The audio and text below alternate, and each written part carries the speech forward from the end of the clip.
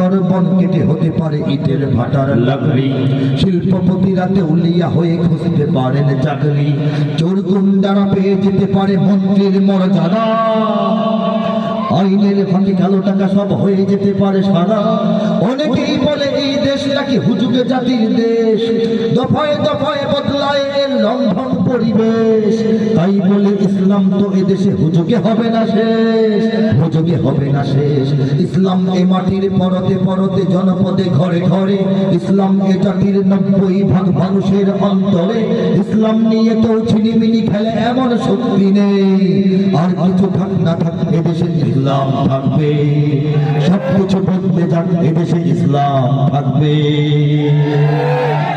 বইয়ের পাতায় স্বাধীনতা সংগ্রাম বদলাতে পারে। 10 সালে লেখা 15 বছর আগে বইয়ের পাতা এখন উল্টায় দেখেন, ইতিহাস চেঞ্জ হয় নাই। শিল্পপতিরা দেউলিয়া হয়ে খুঁজতে পারেন চাকরি।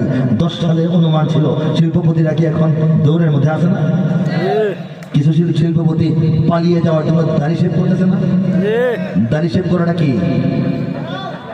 দাড়ি